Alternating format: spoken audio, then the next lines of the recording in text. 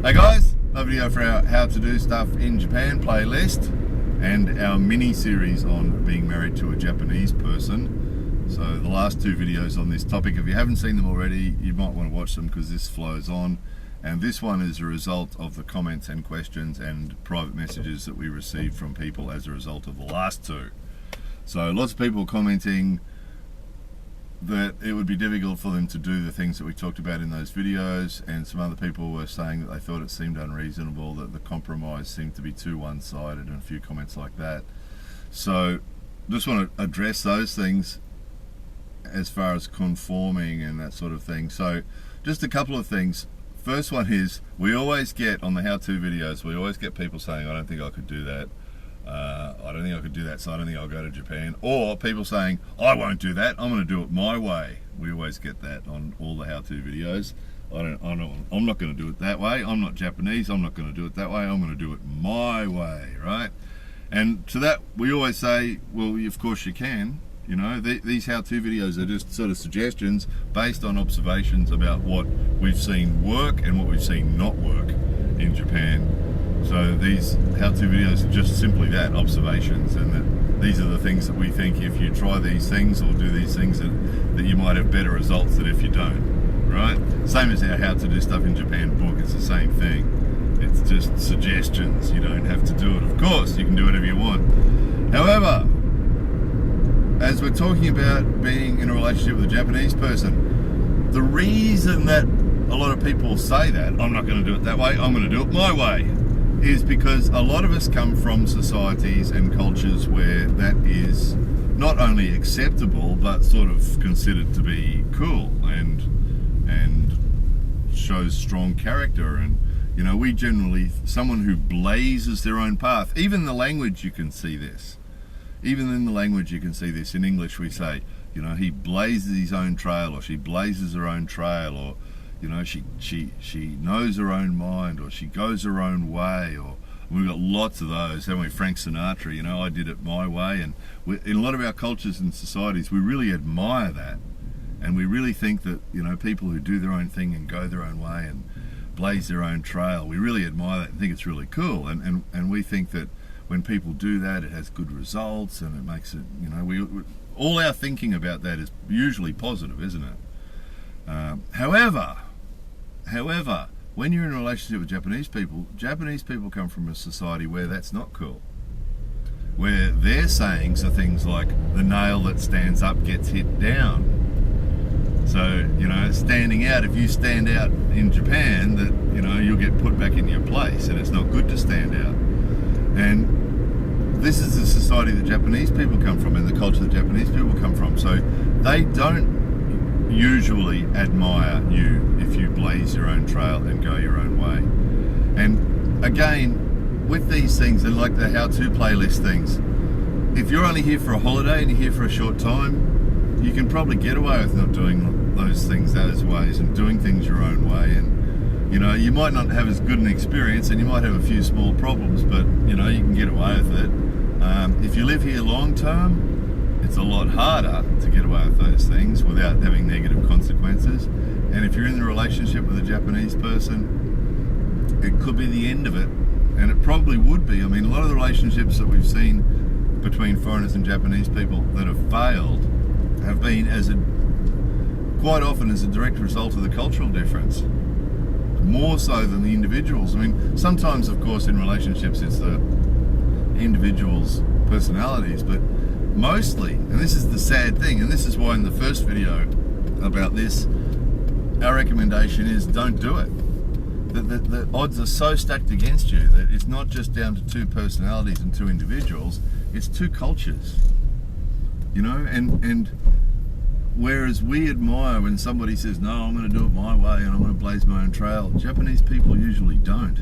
And that's why we know a lot of examples where Japanese people have told their foreign partner, you have to behave Japanese. One lady actually told her Australian husband, it's not this Australian husband, it was another Australian husband, one lady told him that you have to be Japanese, is what she said in English. Her English is really good. And she said, you have to be Japanese. But usually what they'll say is, look, you live in Japan, we're in Japan, you have to behave Japanese. And that's what they say. And it causes them usually causes Japanese partners huge stress if you do things differently. And at first, of course, again, as mentioned in the last video, you know, when Japanese people first meet you, you're sort of windswept and interesting and, you know, foreign and exotic and that sort of thing.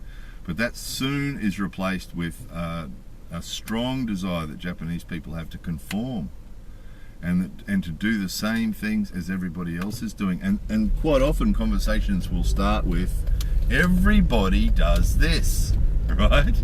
And in some of our cultures and societies, well, you know, if everybody jumped off a bridge, would you? Well, in Japanese society, if everybody jumped off a bridge, yes, they probably would. Because there's this strong desire to conform and do what everybody else is doing. The way it's seen through Japanese eyes is that the reason that society does things a certain way is that society has found over a long period of time that this is the best way to do it.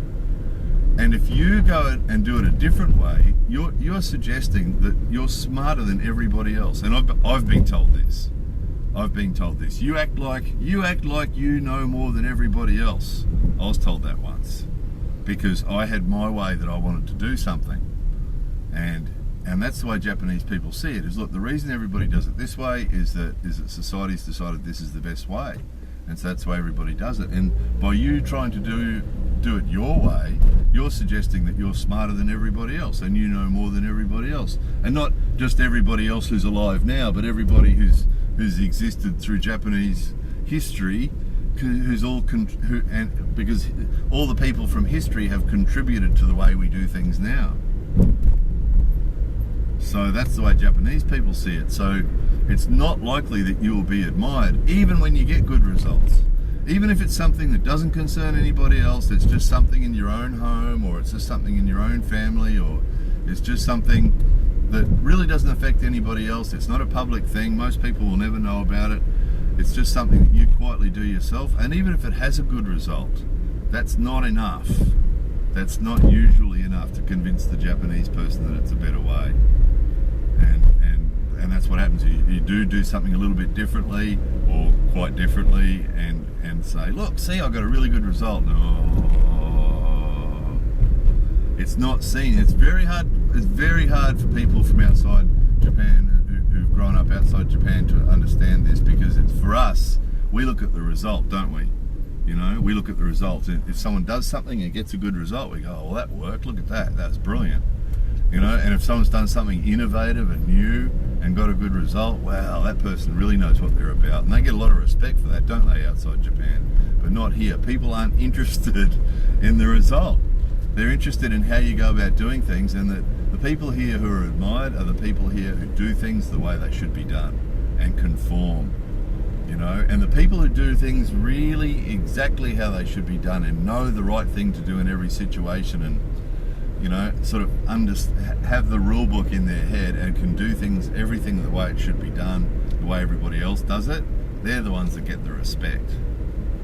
And the people who do things differently, upsetting the apple cart, rocking the boat, making waves, ripples in the pond, they talk about. Making ripples in the pond, you know, because doing something differently, doing it a different way.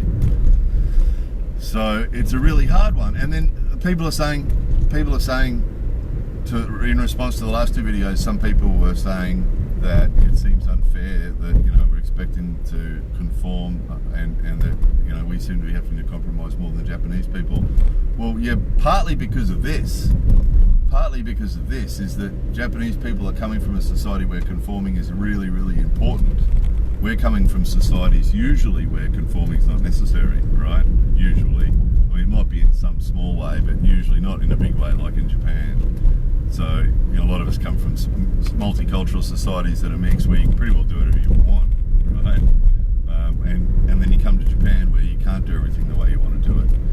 And again, people are saying, well, why is it that we have to do all the compromising? Well, we don't. In actual fact, the Japanese person is doing a lot of compromising just by being with us.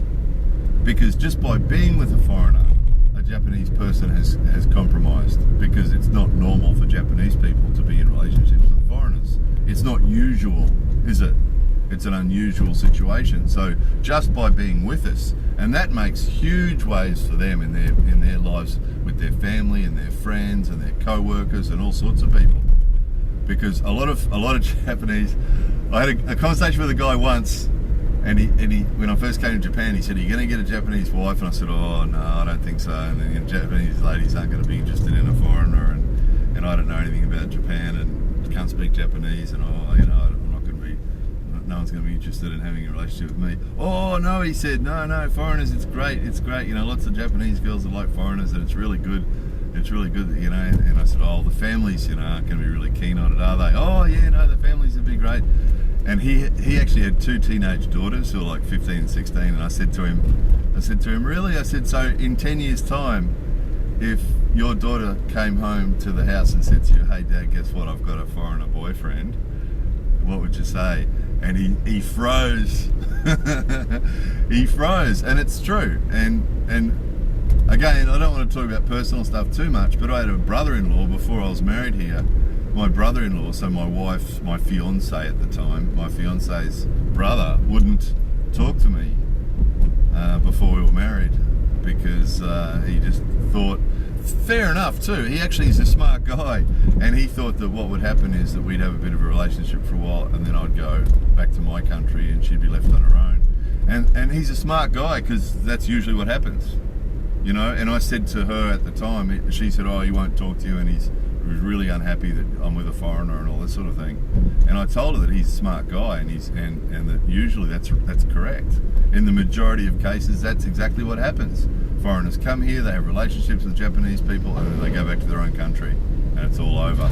Or they come here and they get engaged, and then they break off the engagement, and they go back to their own country. Or they come here and they get married, and then they walk away from the marriage and go back to their own country. Happens all the time, in the majority of cases. As mentioned in the first video, the marriages that actually succeed between a Japanese person and a foreigner are actually the minority. So he was correct. And this is what happens when a Japanese person has a relationship with a foreigner. There'll be some family members who don't like it. There'll be some friends who don't like it. There'll be all sorts of pressure that will come on them from the society itself. So just by being with you, to those people who say, "Why don't the Japanese people have to compromise?" The Japanese people are compromising. If they have a relationship with you, they're compromising a lot, and they will be getting a lot of flack for it as well. And then a lot of the things about just being with us, the language and all sorts of things about being with a foreigner, they're compromising every day, because the relationship that they have with us isn't exactly the same as the relationship that they would have with a Japanese person. So they're compromising every day as well. So we're compromising every day, and so are they. Also, as with relationships anywhere, there's no point in focusing on what your partner needs to do. That's up to them, isn't it?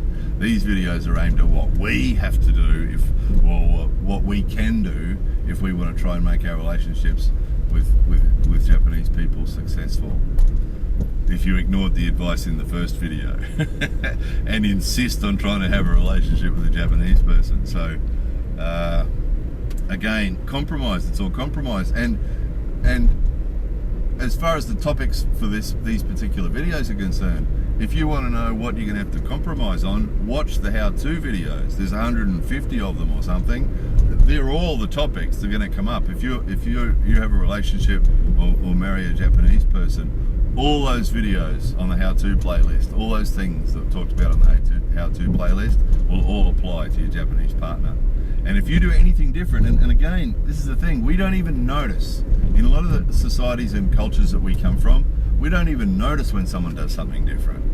We're just so used to seeing people do things different ways, we don't even notice. Japanese people, some of you might recall on a video once I talked about being at a Kyudo competition, and sitting around with everybody eating lunch, and really trying hard to conform and do the same thing everybody else did, and picked up a 500ml container of flavoured milk, about this big, with a little spout on it. Picked it up, it was about this big, and all day been trying really hard, sitting in Caesar on the wooden floor eating lunch and doing everything to try and conform and do everything exactly the same as everybody else. Picked up a 500ml flavoured milk and drank it out of the little pourer, and the people that were sitting near me looked over and, "Oh look, he's not using a straw." And that's what it's like being married to a Japanese person. Every little thing that you do that is slightly different to the way Japanese people do it will attract attention. Every little thing, every little thing. And then when it comes to anything substantial, they're going to go, oh, and they're going to feel really uncomfortable. And the more public it is, and the more people who are aware of it, of what you're doing, the more uncomfortable it'll make them. And it, you know, if it's something quietly in your house and there's no one else there, it will make them a little bit uncomfortable when you start to do something different. And then if you do it in a public place, or if you do it where their family are, or where the other people are and other people see it, it'll make them really uncomfortable. And quite often foreigners are surprised by the reactions that they get from their partners when they do something that they consider to be just a little thing in public, and the partner gets really upset by it because they've done something they're not supposed to do. And it's just a totally different. This is probably one of the biggest points. This conforming thing is probably one of the biggest points. If you talk to people who are married to Japanese people, this is one of the things that they'll talk about is being expected to do everything the same way, and not being allowed to do things your own way, no matter how good your way is, no matter how good you think your way is. You know, having to do it the same way that everybody else does it, and copping huge amounts of flack. The way it often makes you feel is your partner is on their side, because you often get this us and them feeling that when you live in Japan as a foreigner, and your partner is on their side. Your partner isn't going to say, oh, it's okay for you to do it differently. They're not. They're going to put the same pressure on you that the rest of society does for you to do it the way that everybody else is doing it, no matter how silly it is. And that's the other difficult thing as well. You know, if everybody's doing something silly and they're all standing in a long line waiting to do some silly thing in the blazing hot sun, you're going to be expected to do it too. And if you see a better way or another way or something else that you'd prefer to do, you're better off not doing it. That's the sad thing about it. That's the difficult thing about it. You know, it's easy when you're doing a good thing that you want to do. You know, everybody's doing some good thing and you're doing it too, and that's all good. That's easy. It's when you got to do something stupid or ridiculous or a waste of time, and there's a lot of that. There's a lot of stuff like that here where you've got to do something that you just think, this is ridiculous. You know, when you're standing back and watching people do something ridiculous, it's sort of mild entertainment. But when you have to do it too, I've got to do what? I've got to put a suit on and do what?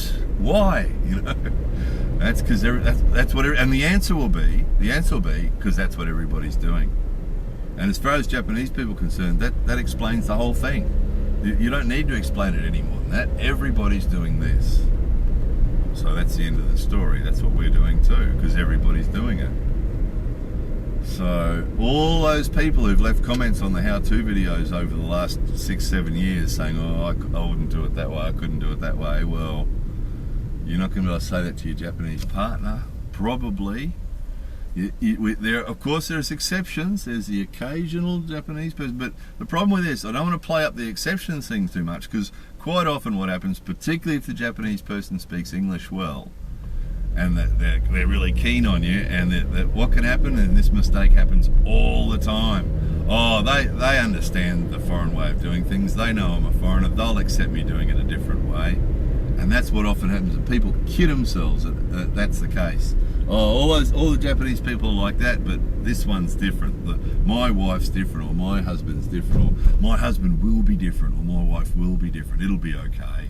And people ignore these warning signs, and then they get married. And then after you're married, like I said in the previous video, these things become stricter.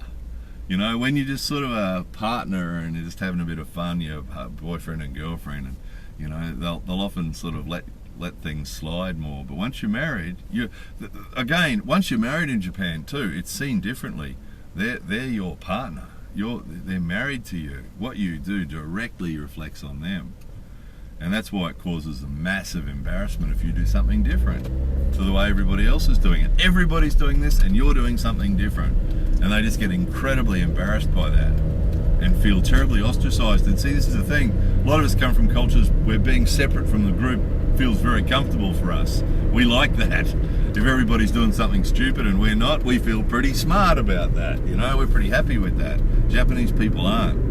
If you do any sort of behavior that makes them feel separated from the group, then they're going to feel really, really uncomfortable and really not happy with you for putting them in that situation.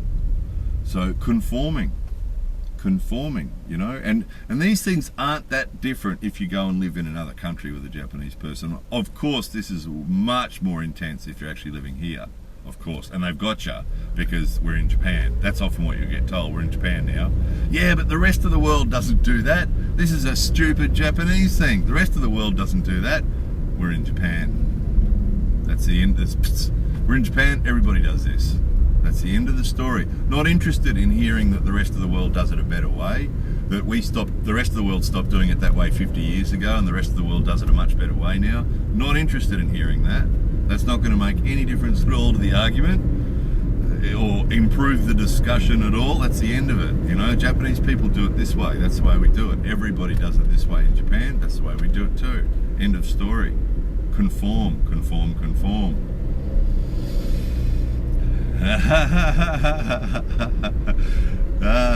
That's what it's like. That's what it's like. Anyway, out of time again. More videos coming soon.